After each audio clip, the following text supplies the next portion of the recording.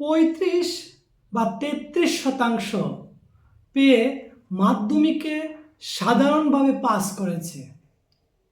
এই সকল ছাত্রছাত্রীদের স্বাভাবিকভাবে তাদের মন খারাপ বা তাদের অভিভাবকরাও অনেকটা হাল ছেড়ে দিয়েছে যে হয়তো তার দ্বারা আর কিচ্ছু হবে না। কিন্তু বিষয়টা এমন না, হয়তো তার ভালো পড়াশোনা করেনি, পরিশ্রম করেনি, এজন্যে সে সাধারণভাবে মাধ্যমিক পাস করেছে বা 33-35% নম্বর পেয়েছে। যা গেল গেল, এখন সে কি করতে পারে? এখন মাধ্যমিক পাস করেছে সাধারণভাবে 33% পেয়ে বা 35% পেয়ে, এখন সে কি করতে পারে? এখন গার্জিয়ান এবং ওই ছাত্র বা ছাত্রী যদি নিজে হাল না ছেড়ে দেয়, সে যদি আবার কঠোর পরিশ্রমের জন্য প্রস্তুত হয়, তাহলে তার জন্য আরও একটি ভালো কেরিয়ারের অপেক্ষা করছে। এখন 11-12-এ সে যে ভুলগুলি করেছিল, ঠিক টাইমে পড়েনি, ভালো করে পড়েনি, এখন সেই ভুলটা না করে 11-12-এ সে যদি যে কোনো স্ট্রিম, আর্টস, সায়েন্স, কমার্স, সে যদি ভালো করে এখানে পড়াশোনা করে, কঠোর পরিশ্রমের জন্য সে প্রতিজ্ঞাবদ্ধ হয়, তাহলে আফটার 12-এর পরেও কিন্তু অনেক স্কোপ রয়েছে বা ভালো একটি কেরিয়ার সে গড়তে পারে।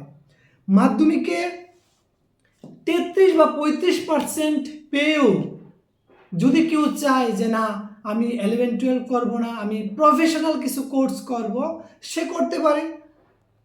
ITI ইন্ডাস্ট্রিয়াল ট্রেনিং ইনস্টিটিউটে গিয়ে সে ইলেকট্রিশিয়ান, ফিল্টার ওয়েল্ডার, প্লাম্বার বা কম্পিউটার অপারেটর এই বিষয়গুলি যদি সে শিখে নেয়, অবশ্যই সে তার পরবর্তী কেরিয়ারে ভালো একটি কেরিয়ার সে গড়ে তুলতে পারবে। তাছাড়া এই ভোকেশনাল ট্রেনিং, এক্ষেত্রে হসপিটালিটি আছে, হেলথ, এই ব্যাপারগুলি এখন আমাদের দেশ তো সার্ভিসে অনেকটা এগিয়ে যাচ্ছে না, তো এই বিষয়গুলি কিন্তু অনেকটা চাহিদা রয়েছে ইন ফিউচারে। তো যে সকল ছাত্রছাত্রীরা সাধারণভাবে পাস করেছ, তাদেরকে এবং তাদের অভিভাবকের উদ্দেশ্যে আমার একটা পরামর্শ থাকবে, তোমরা উঠো, জাগো এবং আবার নিজের পাওনা নিজে বুঝে নেওয়ার জন্য কঠোর পরিশ্রম করো। তাহলে তোমরা যেই ভুলটা মাধ্যমিক করেছিলে সেই ভুলটা আর করবে না, ফলে তোমাদের সুন্দর একটি কেরিয়ার তোমাদের জন্য অপেক্ষা করছে। এই ক্ষেত্রে কি কি প্রফেশনাল কোর্সগুলি আছে বিভিন্ন জায়গা থেকে জানতে পারো, প্রয়োজনে আমাদের সাথেও যোগাযোগ করতে পারো। এই প্রফেশনাল কোর্সগুলিতে যদি যাওয়ার ইচ্ছে থাকে, প্রফেশনাল কোর্সগুলিতে এখন থেকে যাওয়া যায়।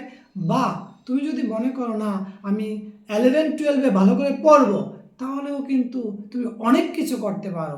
এখনও তোমার কিছুই হয়নি, মাত্র শুরু হয়েছে।